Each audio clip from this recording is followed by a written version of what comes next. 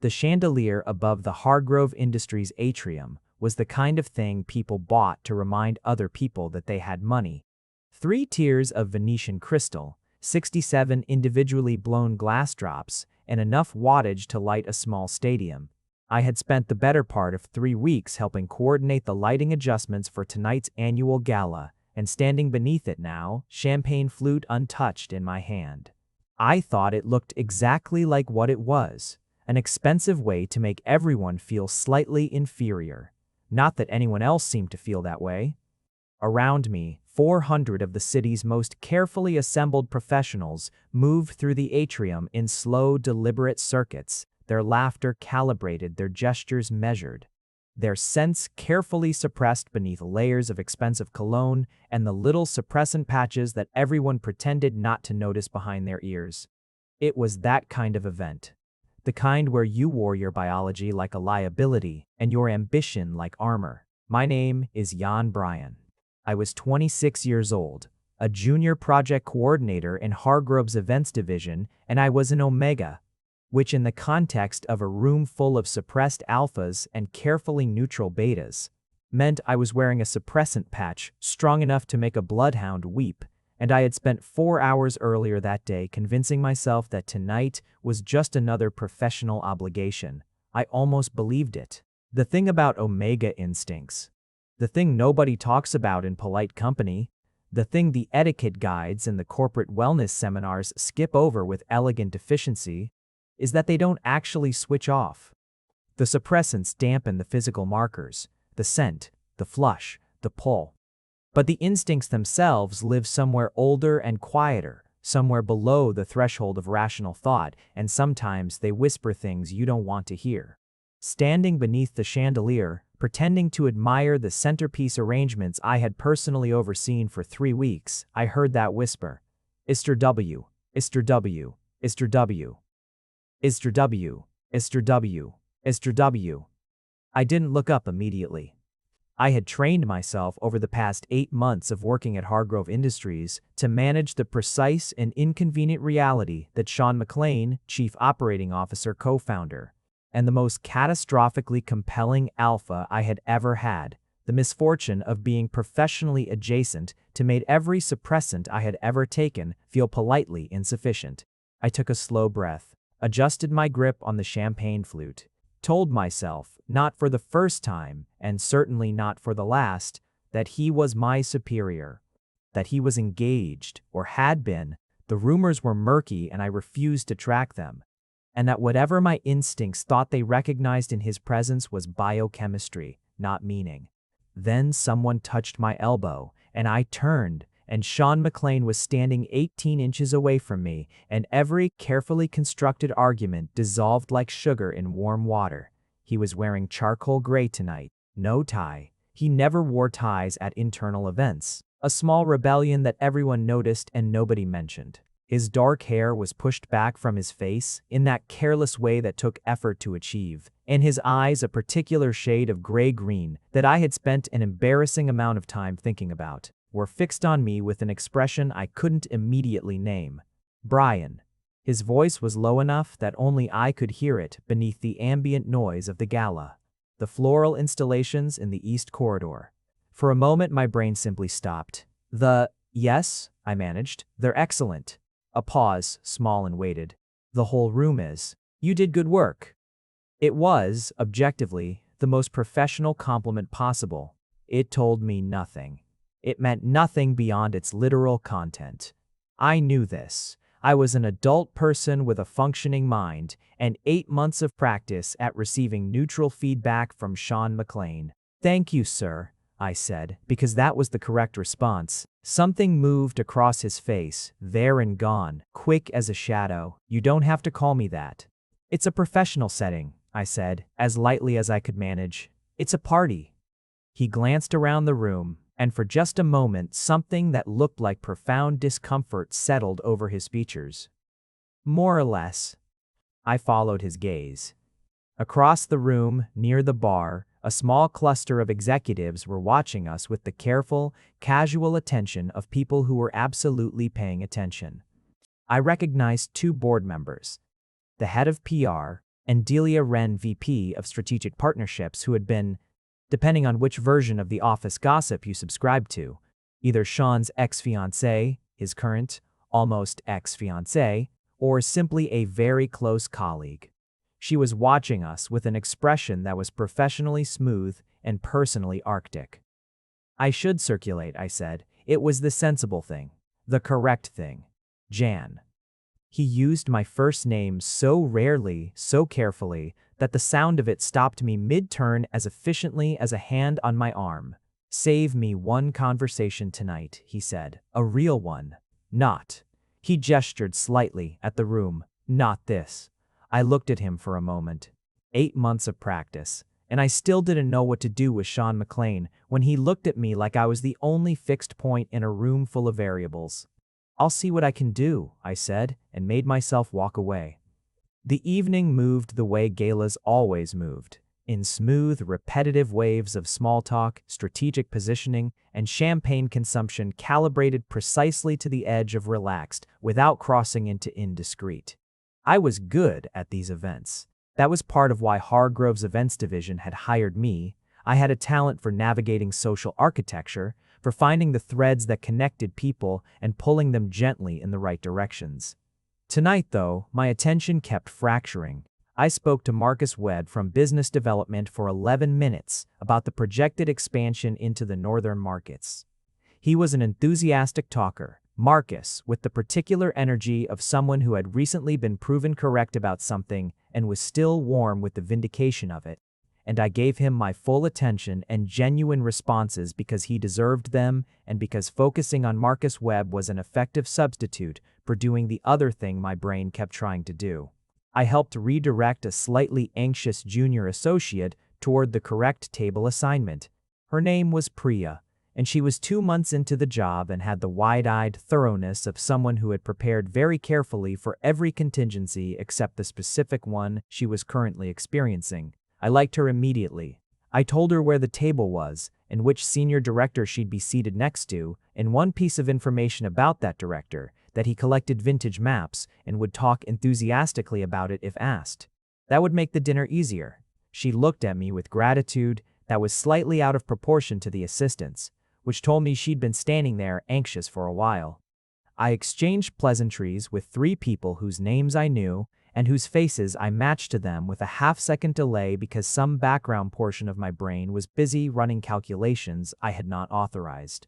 Sean was across the room, speaking to the board chairman with the attentive, precise body language he used in high-stakes professional contexts. He was very good at it. I had watched him in meetings. I had the particular misfortune of being assigned as coordinator for the quarterly leadership briefings, and he had a way of making whoever he spoke to feel like the most important person in the room.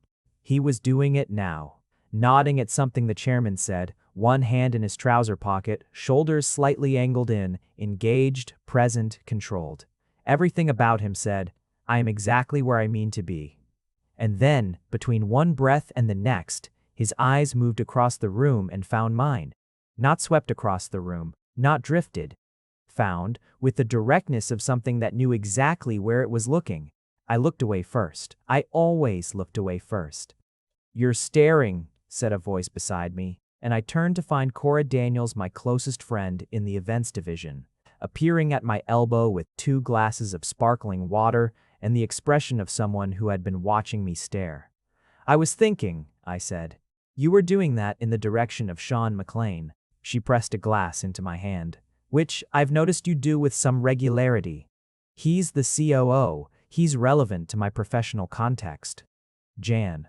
She said my name with the gentle patience of someone who had been my friend for 2 years and had therefore heard every variation of this particular deflection. "I love you. So, I'm going to say this once, quietly, and then I'm going to drop it." She paused, glancing across the room. "Whatever is happening between you two, nothing is happening. Whatever is not happening between you two is more visible than you think. And Delia Wren has been watching you for the past 40 minutes. That landed with unpleasant precision. I took a sip of water. "The suppressant patch," I said more quietly. "You think she can tell?" The patch is fine, Cora said. It's your face that's the problem. She left me with that, and I spent the next 20 minutes being extremely deliberate about my face. The formal portion of the evening began at 9, speeches from the CEO, a brief video on the company's year-end review, the usual acknowledgments of departmental achievements. I stood with the events team near the east wall, clipboard in hand, monitoring the flow of the proceedings with the focused attention of someone who was absolutely not thinking about the conversation Sean McClain had asked to have with me. He was seated at the head table, 3 seats from the CEO. I watched him from the corner of my eye. Not staring, just the routine professional awareness of where the key figures were positioned. He was quiet through most of the speeches, his attention apparently on the presenters, but twice I caught him with his head slightly turned, his gaze somewhere that wasn't the podium. Both times, when I traced the angle of his attention, it led to me. The speeches wrapped at 9:40. The band, a 12-piece orchestra. The events division had spent 6 weeks negotiating, eased into the first set of the evening, and the room shifted from formal attentiveness into the more fluid rhythms of dinner service and dancing. I checked in with the catering lead, confirmed the timeline for dessert, and was in the middle of a quiet radio check with the venue coordinator when a hand appeared at the edge of my peripheral vision, holding a glass of still water. "You haven't eaten," Sean said. I looked at him, then at the glass. "That's water. There are plates on the east table." He nodded toward a small cluster of cocktail tables near the edge of the dance floor. "Less crowded." I thought. He stopped, something shifting in his expression. "Is this a bad time?" It wasn't a question, quite. He said it with the careful neutrality of someone who already suspected the answer and was prepared to absorb it. "My team is managing well," I said, which was true, and which was absolutely not the point. He led the way to the east table, and I followed, because I had apparently used up my capacity for sensible decisions sometime around 8:45. The plates at the cocktail table held the carved beef and roasted root vegetables from the dinner service, and I realized as I picked up a fork that I was genuinely, significantly hungry. I had been on my feet since 7 that morning. I ate, and Sean stood beside me with his water glass, and for a few minutes neither of us said anything. The orchestra was playing something slow and deliberate, a piece I vaguely recognized as having been specifically selected for its non-intrusive quality, background music that supported conversation without competing with it. I had approved the set list. "You're good at this," Sean said eventually. "At eating?" The edge of his mouth moved. It wasn't quite a smile, but it was adjacent to one, and I had cataloged enough of his facial expressions over 8 months to know that this was something. "At making a room feel considered," he said. "The lighting, the placement, the music, it doesn't feel like a hotel function, it feels like somewhere someone actually thought about." A pause. "You did that. A whole team did. You led it. You led it." I set my fork down, carefully. "Are you trying to make me uncomfortable?" He looked at me, and the almost smile disappeared. Something else replaced it, more direct, more exposed. "I'm trying to talk to you," he said, without the rest of it. The crest of it, a point deg, was, I understood, the titles, the hierarchy, the professional scaffolding that made everything between us legible and navigable and safe. "Sean," I said, and the use of his name without the honorific felt like stepping off a curb in the dark. "Whatever you're about to say." "I know about the transfer request," he said. The bottom fell out of my stomach. The transfer request. The one I had submitted 3 weeks ago to HR quietly through the proper internal channels. A lateral move to the Denver office, a genuine opportunity for a step up in responsibility, and yes, also 3,000 miles of sensible distance from a situation I didn't know how to navigate. I had told no one. I had been careful. "That's a confidential HR process," I managed. "I'm the COO," he said, and there was something careful and pained in his voice. "When a coordinated request from a strong performer comes through with a 2-week turnaround request, I get flagged." He set his own glass down. "I approved it. This morning, something went very quiet inside me. Of course he had. Of course, because this was Sean McClain, who was professional and correct, and who had every reason to approve the orderly lateral transfer of a competent junior employee without reading anything into it whatsoever. "Thank you," I said. My voice came out steadier than I felt. "Jan." My name, again, in that careful, particular way. "I approved it because it's good for your career and it was the right call professionally." A pause. "And then I spent 4 hours this afternoon trying to figure out if there was any version of what I wanted to say tonight that wasn't completely inappropriate, and I couldn't find one." I looked at him directly for the first time in 20 minutes. "What do you want to say?" I asked. His jaw tightened, then released. "That I don't want you to go." The music played. The room continued around us. 400 people in their careful orbits, performing their careful functions. I felt the champagne flute in my hand, the slight chill of it.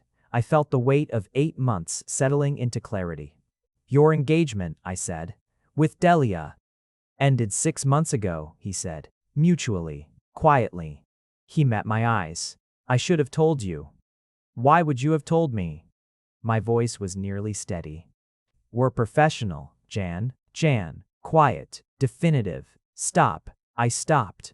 "I've been trying to be appropriate," he said, and the word had a slight, controlled edge to it, as though appropriate has been an active effort and not a natural state.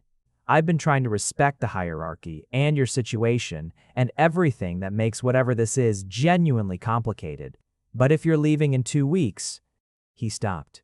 "I needed you to know, whatever you do with that."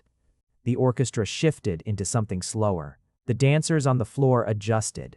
"I found out this morning," I said, "and the admission cost me something, that my suppressant patch has been failing." A pause.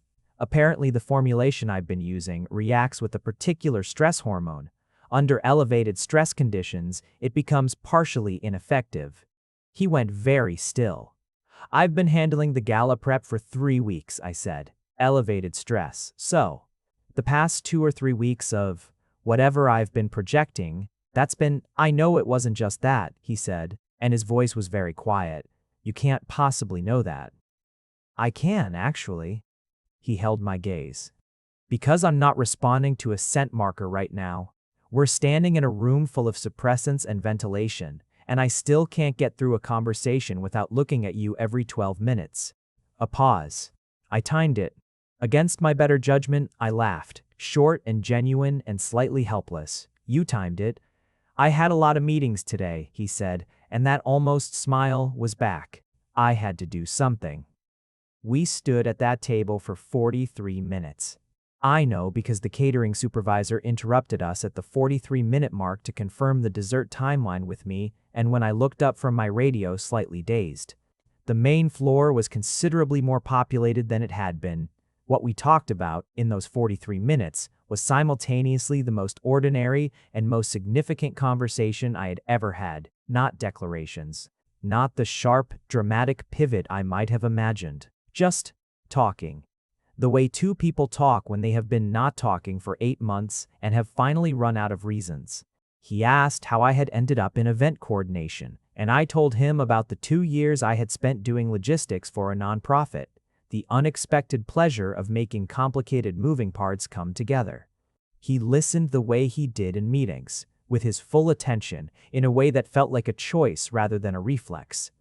I asked about his co-founding of Hargrove. He told me more directly than I had expected, about the 18 months he and the CEO had spent building the company out of a shared office space and a stubborn refusal to accept that their idea was too niche to scale. He talked about it without the polished boardroom narrative I had heard in presentations. He talked about it like it had actually happened to him. At some point, I finished the food that had been sitting at my elbow. At some point, he told me he had spent the first 2 weeks after Delia, and he ended things convinced that what he felt around me was a rebound impulse, a psychological need for contrast. And that he had then spent another 4 months convincing himself he was wrong about that before concluding that no, the first impulse was probably right, and then another 2 months determining that actually, no, it wasn't. "That's a lot of months," I said. "I'm thorough," he said. The catering supervisor came and went. I confirmed the dessert timeline. We moved, without quite deciding to the chairs at the edge of the table rather than standing, and the formality of the evening had worn down to something quieter. "The Denver position," he said, toward the end of the 43 minutes.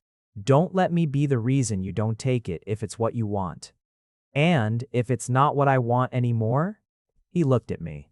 "Then tell HR," he said, "and we'll figure out the rest." I withdrew the transfer request the following Monday. Cora Daniels, who somehow already knew, I suspected the Gala's ambient gossip network, which was more efficient than our actual communications infrastructure, brought me a cup of coffee and said nothing except, "Finally," and then walked away before I could respond. The figuring out of the rest took longer than a single conversation. Sean was, as I had already intuited and quickly confirmed, someone who moved deliberately. He didn't rush things. He was careful with me in a way that felt nothing like distance, more like he was building something properly rather than quickly, checking the foundations before adding weight. We had dinner 3 times before he kissed me. Once in the parking structure of the building after a late meeting, briefly and without warning, and then again, longer, when neither of us pretended it was brief.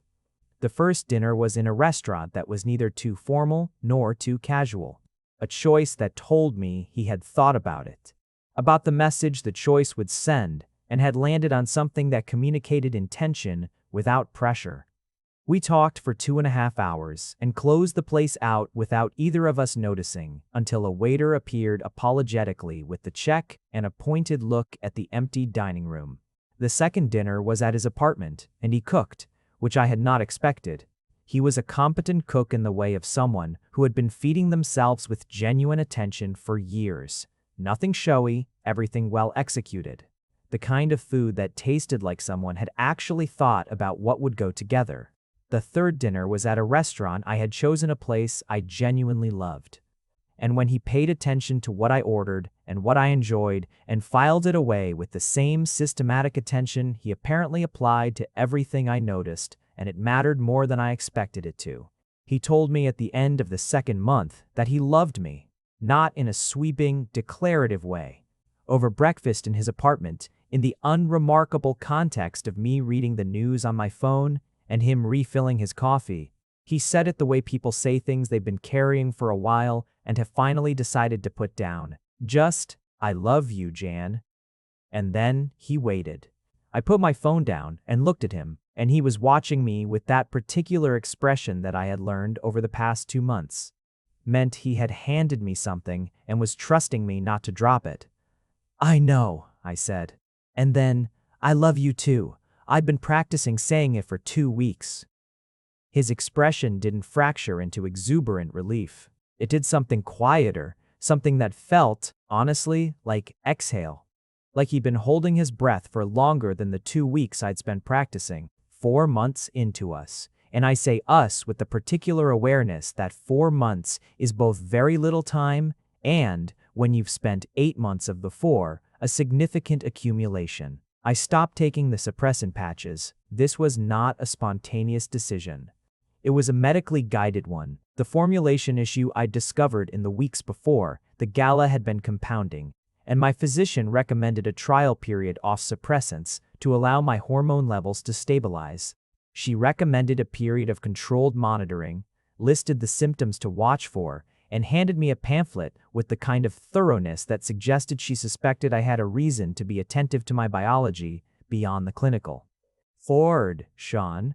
He received the information with his characteristic, deliberate calm, asked 2 specific medical questions.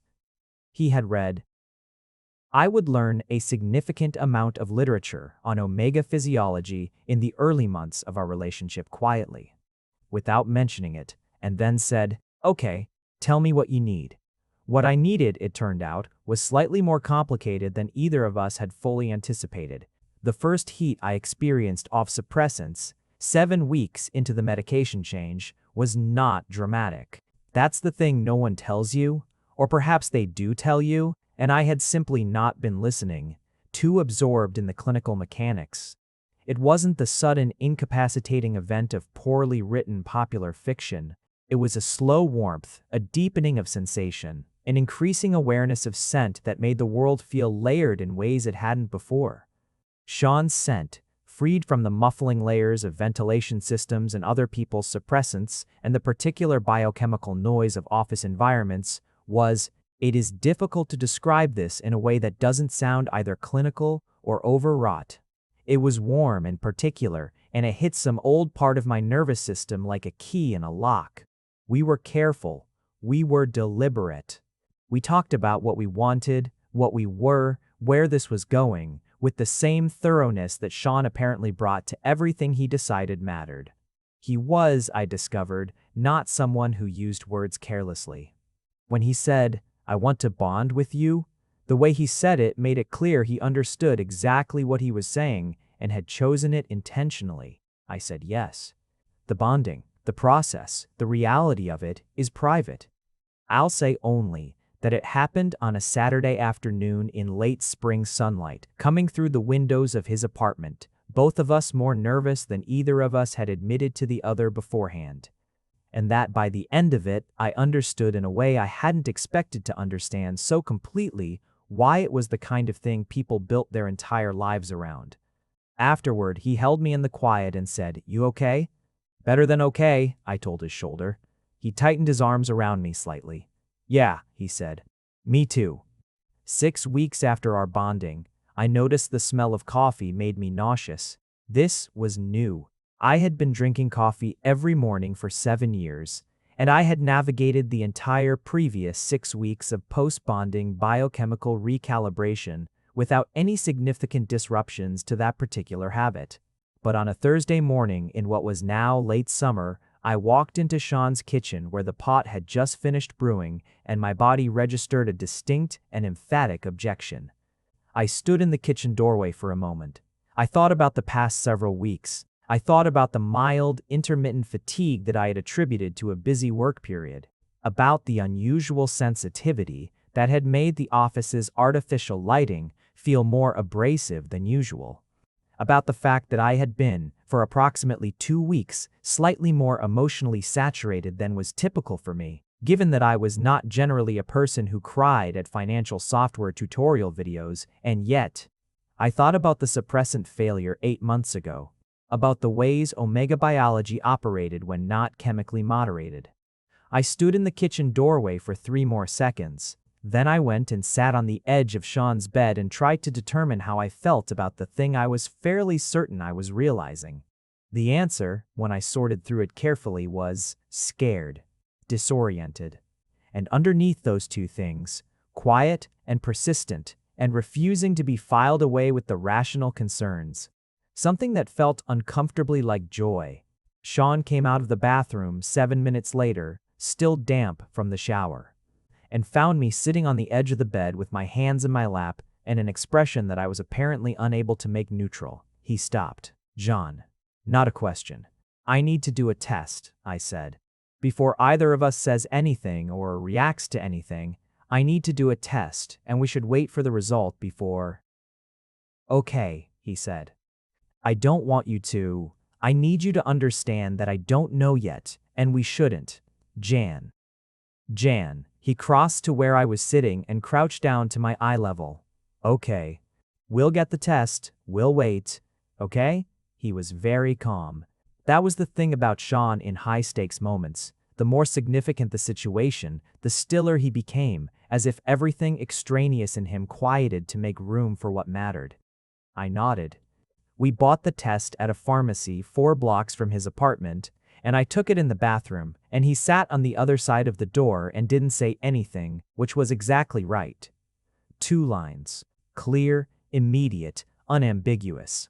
I looked at them for a considerable amount of time. "John," Sean said quietly from the other side of the door. I opened the door, held it out. He looked at it for what felt like a long time.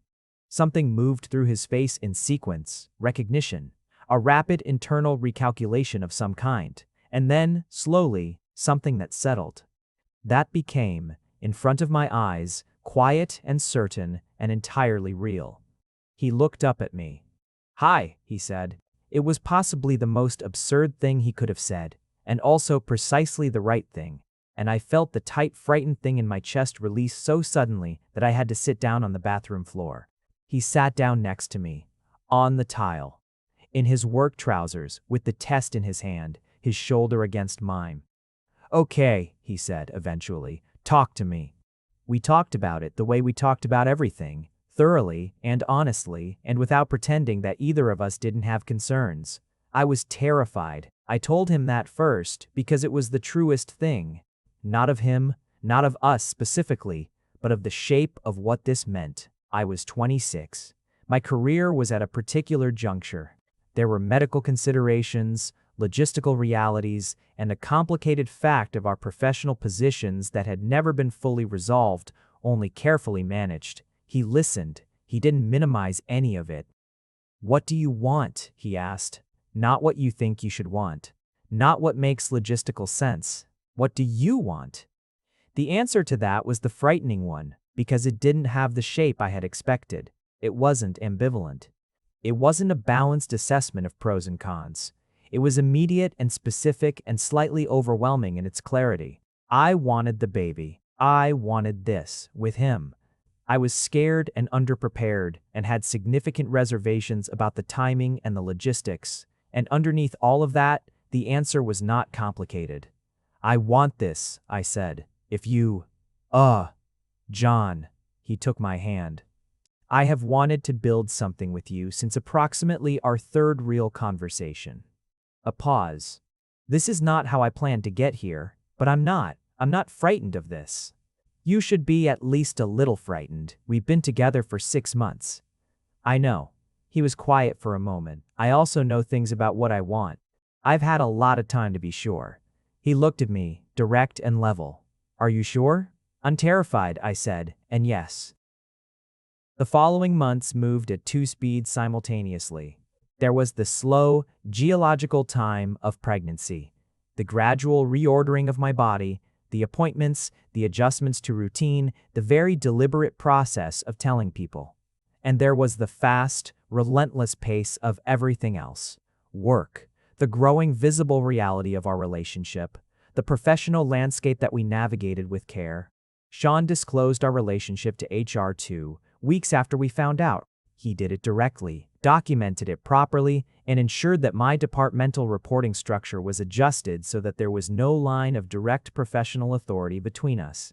I was moved, with my own full agreement, to report to the VP of Operations, a promotion in all but title, which came officially 3 months later. Cora Daniels said, when I told her I was pregnant, "Oh, thank God, I thought you were quitting." And then she hugged me for a long time.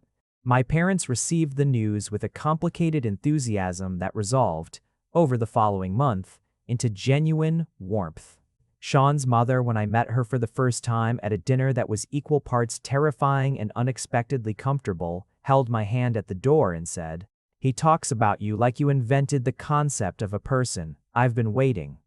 The pregnancy was not without difficulty. The second trimester brought a long stretch of bone-deep exhaustion that I had not been prepared for, not tiredness, which I knew how to manage, but something more foundational, as if my body had quietly reassigned most of its available resources and left me with only what was strictly necessary for upright function. I worked through it because work was genuinely what I wanted to do, and because my physician had confirmed I was healthy, and because the alternative was staying home and thinking, which in that particular hormonal and emotional climate was less restful than it sounds. Then came a period of heightened scent sensitivity that made certain floors of the office building temporarily unworkable for me, the 4th floor specifically, where someone's choice of cleaning product combined with the synthetic carpet to create something my recalibrated senses found genuinely intolerable. I moved my working base to a corner office on the 2nd floor that had better ventilation, and I said nothing publicly about why, and Cora noticed immediately and moved her own desk to be nearby without being asked. That was Cora. And then there was the craving. Specific, unreasonable in its specificity, for a soup my mother had made when I was small. A particular combination of root vegetables and a stock that had a specific depth that came from a process she'd learned from her own mother and had never fully written down. It required 4 phone calls and an annotated recipe exchange that spanned 2 countries and eventually produced a handwritten card with my mother's cramped, affectionate notes in the margins before I had enough to work from. Sean learned to make the soup. This is a small thing and also not a small thing. It took him 3 attempts during which he approached it with the same methodical seriousness he brought to quarterly projections, and on the 3rd attempt, it was right. And he set it in front of me and waited with the expression of someone who had put in genuine effort and was holding his breath. "It's right," I told him. He sat down across from me and folded his arms on the table and let out a long breath. "Good," he said. The gala came around again, as galas do, cyclically, inevitably, with the particular pressure of an event that had accrued a year's worth of stakes. I was 7 months along. Visibly, unmistakably, significantly 7 months along, in a way that precluded any version of professional invisibility. My body had made its own announcement months ago. The gala would simply be the first major company-wide event since it had become impossible to mistake. I had debated for a solid 3 weeks whether to attend.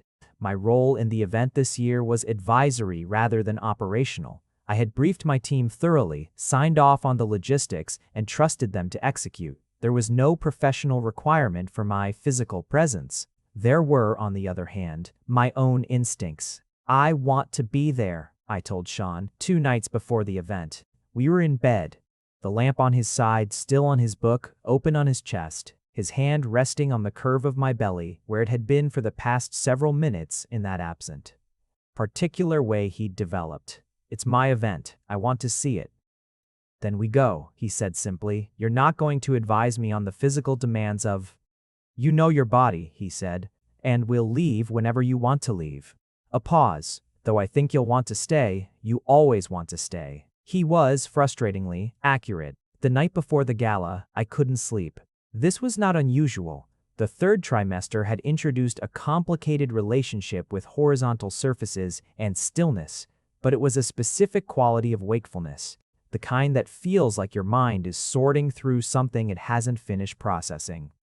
I lay in the dark and listened to Sean breathe beside me, and I thought about the chandelier, about standing under it a year ago with an untouched champagne flute and a suppressant patch doing its inadequate best, about the version of me who had looked away first and then away again and again, practicing the necessary discipline of not wanting. I thought about the conversation at the east table. His voice, low enough that only I could hear it. "I don't want you to go." I thought about the bathroom floor, the tile, his shoulder against mine. I thought about the soup. "You're thinking loudly," Sean said without opening his eyes. "Go back to sleep." I wasn't fully asleep. He turned his head toward me. In the dark, his eyes were the shade they got when the light was low. More gray, less green. "What's the noise about?" "Just thinking about tomorrow," I said. "About this time last year." He was quiet for a moment. 12 minutes, he said. I laughed, quietly. "You and that 12 minutes. It's accurate. I had all day to verify it." I shifted, adjusting the pillow arrangement that had become non-negotiable, and settled with my back against him, his arm over me, his hand returning to where it had been. "I was so careful," I said. "I was so careful with you." "I know." His voice was quiet and close. "So was I. It's strange to think about, being that careful." "It's strange in a good way," he said. "Or a bad way?" I thought about it. Strange in the way that when you get to where you're going and you look back at the distance and you can't quite believe you made it. Strange like that. His arm tightened slightly. "Yeah," he said, "like that." The 2nd annual Hargrove Industries Gala was, by any objective measure, as polished as the first. The chandelier was still overwhelming. The catering was, if anything, more precise. My team had taken the feedback from year 1 and applied it with the particular thoroughness of people who cared.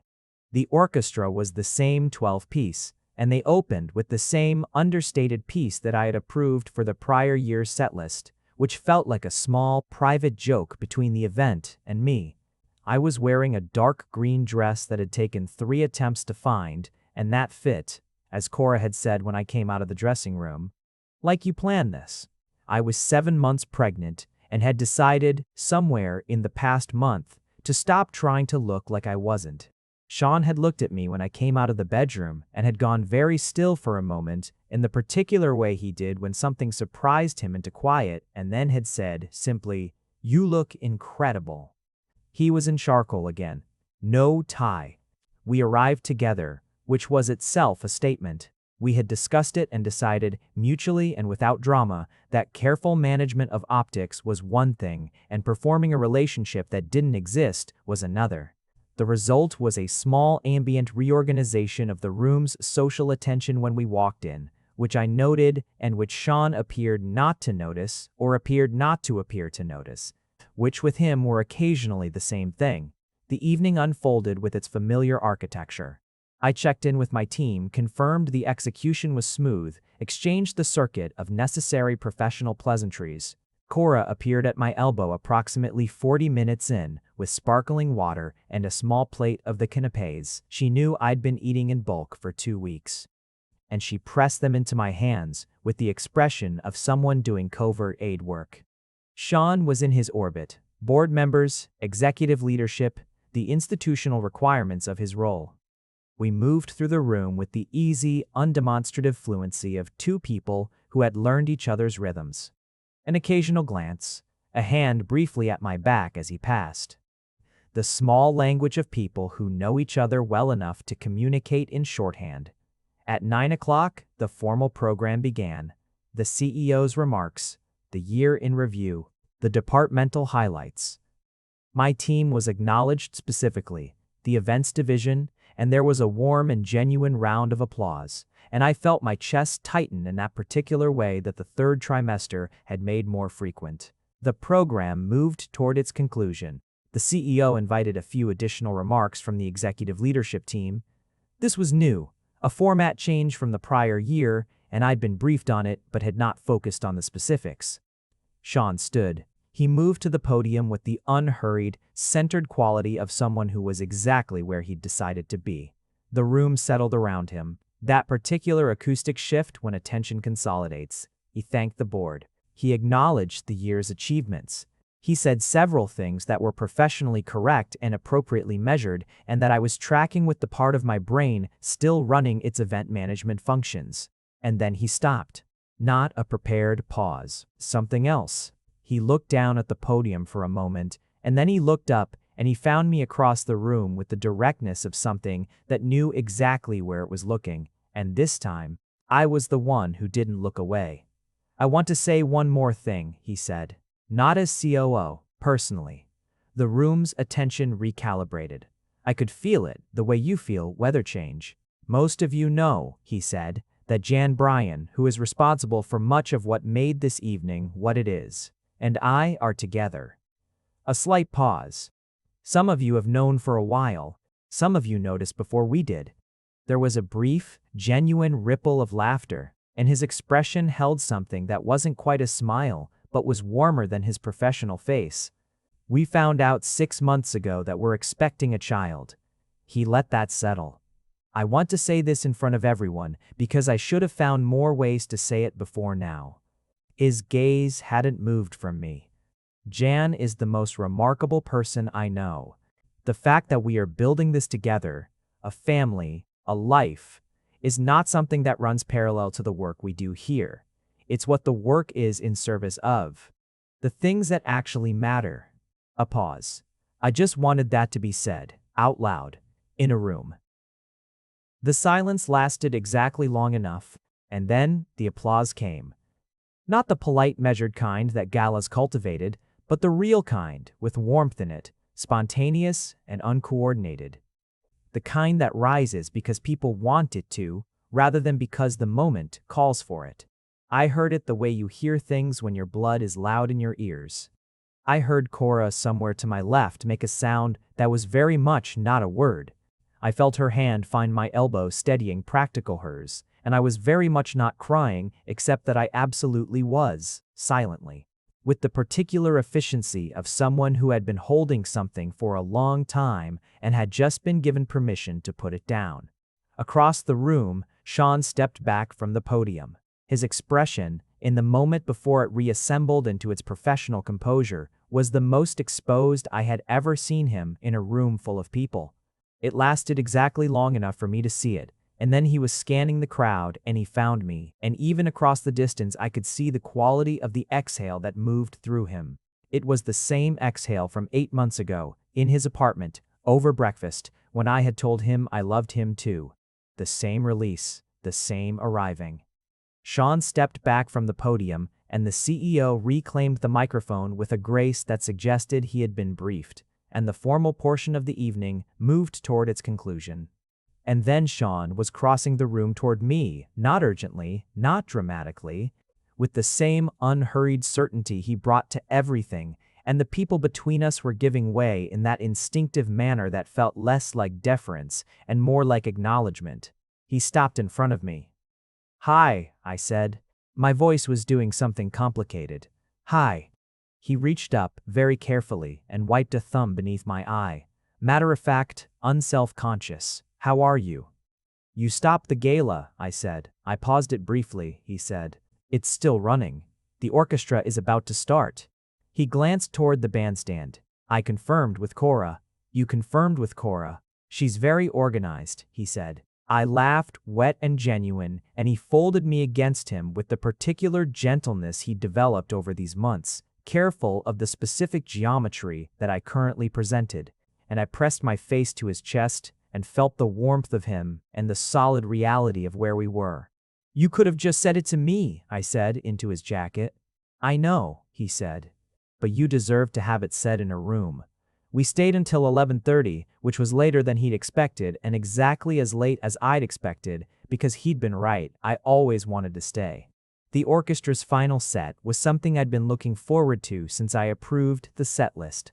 A long, lush piece that the bandleader had suggested, and that I'd accepted immediately because it had the quality of music that feels like it exists for the specific purpose of being inside a beautiful room at the end of a significant night. I stood with Sean at the edge of the dance floor, my back against his chest, his hands linked over my belly, and we didn't dance because the architecture of 7 months didn't particularly lend itself to it, but we stood there and let the music do what it was designed to do. "Same table," he said, quietly, close to my ear. "The east table, where we'd stood a year ago. We were near it now, close enough that it felt like intentionality, though neither of us had said so."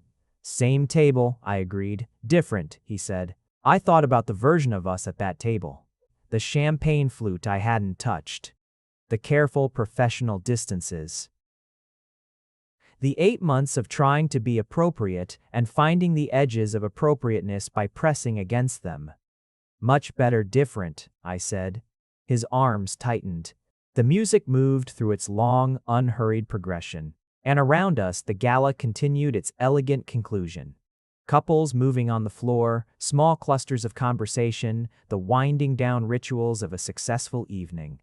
People I knew caught my eye and nodded or smiled or lifted a glass, and I understood that the room had processed what Sean had said and had filed it under something it approved of. And I let myself feel the warmth of that. "Can I tell you something?" I said. "Always. That first gala, when you found me at the east table, when you asked me to save you a conversation." I paused. I almost said no. He was quiet for a moment. "Why didn't you?" "Because you used my first name. A beat, you never did, and it undid something." His chin dropped slightly, his face closer to mine. "Good to know. It probably shouldn't have worked on me that easily." "Probably not," he agreed. "But I'm glad it did." The music reached its slow, inevitable close, and the room held the last note for just a moment longer than necessary, the way beautiful things do when they're ending. And then the applause rose, and the bandleader took his bow, and the gala officially was over. We gathered our things with unhurried ease. Cora found me at the coat check with a hug that was briefer than I expected and warmer than she usually admitted to. And then she stepped back and looked at us both with the expression of someone who had invested significant personal attention in an outcome and was quietly satisfied with the result. "Good event," she said. "Good event," I agreed. "Good everything, actually," she said. and left before I could respond, which remained her defining professional technique. The atrium emptied slowly, the way it had the year before. The slow dispersal of the assembled, the lowering of the chandelier's wattage to cleaning levels, the efficient work of the catering team breaking down the stations. My team had it in hand. I had trained them well. Sean brought the car around, and I stood on the steps of the venue in the night air, and I felt the city around me and the particular hum of the night. And I thought about how you spend so long not wanting something with such careful intention, and then the wanting happens anyway, and then the wanting becomes everything. And then you're standing on the steps of a gala at 11:30 with a child moving quietly inside you, and a person who timed his own attention in meetings because he was trying to quantify something he already knew. The car pulled up. He got out and came around to where I was, because he did that. Always came around, always the same unhurried purpose. "Ready?" he said. I took his hand. "Ready," I said. The baby came on a Thursday in early spring at 4:18 in the morning, preceded by approximately 9 hours of labor that I will describe only as clarifying, and that Sean got through by holding my hand with a grip that was absolutely consistent throughout, without once becoming uncomfortable, which I considered a significant physical achievement, and told him so approximately 6 hours in a tone that may have had some edge to it. "You're doing great," he said, for the 4th time. "You've said that 4 times, I said. "It's been true 4 times, he said. He was right, which was also extremely annoying. The moment the baby was placed on my chest is not something I have adequate language for. This is, I suspect, a universal insufficiency. Language was built for things that happen sequentially, and this was a thing that happened all at once, on too many levels simultaneously, to be rendered in sequence. I can say that Sean was beside me, that his hand was on my back, that he said something very quietly that I felt more than heard, and that the world shifted in the particular and irrevocable way it does when the thing you couldn't quite imagine becomes real. We named him Elliot.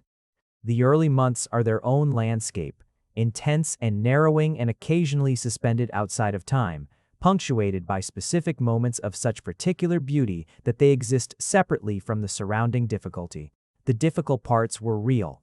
The sleep fragmentation, the steep learning curve of another person's needs, the physical recovery, and the specific emotional texture of the postpartum weeks, which no one had told me was less like sadness and more like being new at something and not yet knowing how to be competent at it.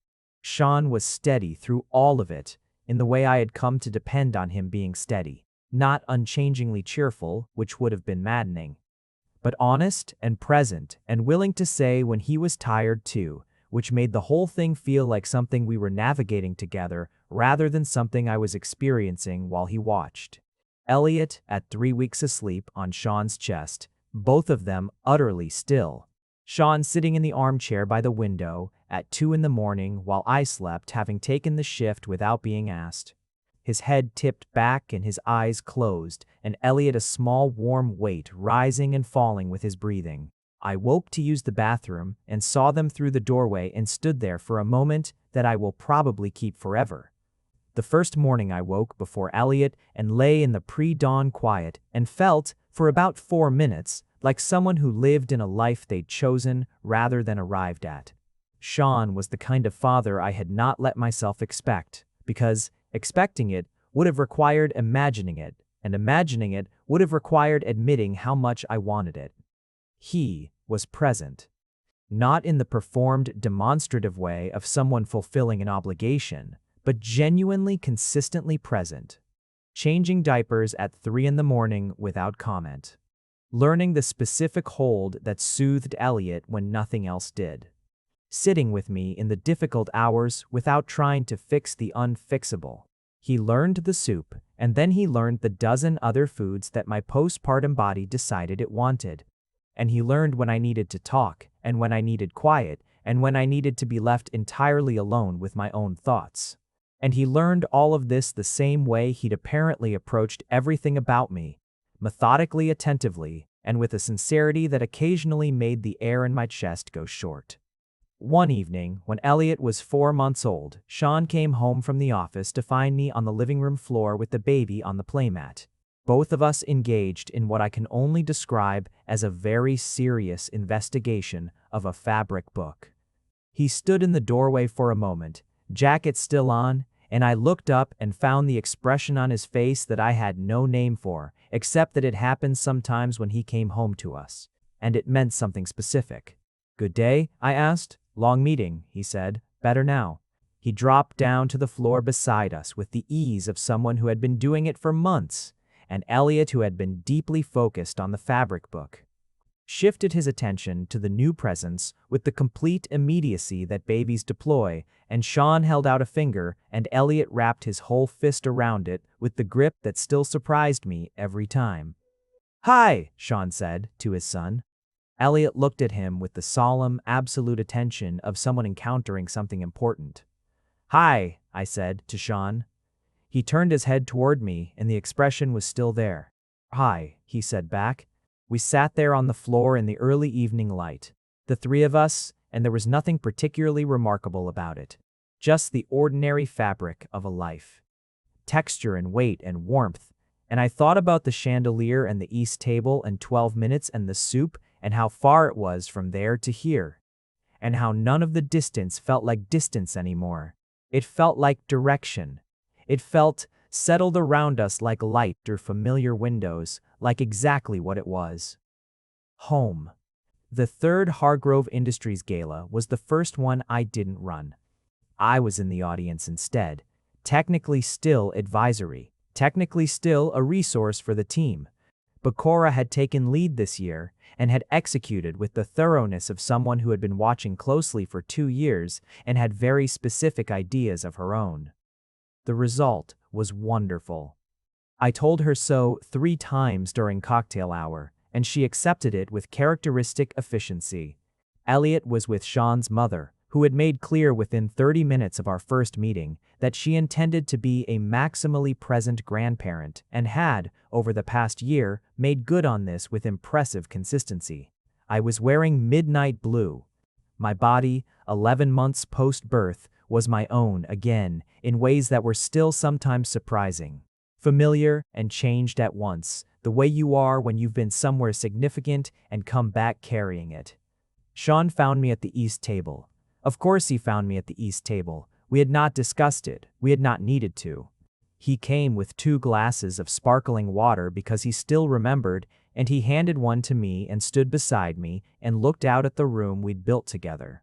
Not just this room, not just this event, but the broader architecture of a life. "Good event," he said. "Cora's event," I said. "And yes." He turned to look at me, and the chandelier threw its light across his face, and his eyes were the particular shade they got when he was about to say something true. "Same table," he said. "Different," I said. The same smile. The real one. "Much better different," he said. I took his hand there in the room beneath the light in front of everyone and held it the way you hold something you intend to keep. Not tightly, not with any particular urgency, but with the settled, certain ease of someone who has stopped practicing, not wanting. Around us, the gala moved in its familiar rhythms. The orchestra was beginning their first set. Cora had kept the same opening piece, a small continuity I hadn't asked for and recognized immediately as a gift. The room filled with music, and the chandelier did its excessive, magnificent best, and the city continued beyond the windows, and none of it was mine to manage tonight. Tonight, I was just here. Standing in the room I helped build, with the person I hadn't let myself choose until I did, thinking about a child asleep in his grandmother's arms and a life assembled deliberately from 1,000 small, true decisions. Sean leaned close to my ear, below the ambient music. 12 minutes, he said quietly. I still do it. I laughed, genuine and sudden. You're incorrigible, I said. I'm consistent, he said. There's a difference. There was. And I loved him for it. For all of it. For the timing and the soup and the bathroom floor and the gala podium and every careful particular moment in between. The music moved through the room, and I leaned into him slightly, and the chandelier was still entirely too much, and the evening stretched ahead of us, unhurried and bright. We stayed until the last note. We always did. If you made it to the end, you're my kind of person. Leave a subscribe, comment down your favorite part of the story, and if you want early access to videos, exclusive content, or just want to support the channel, make sure to join our Patreon. Link is in the description. Even one member genuinely means the world to me. See you in the next one.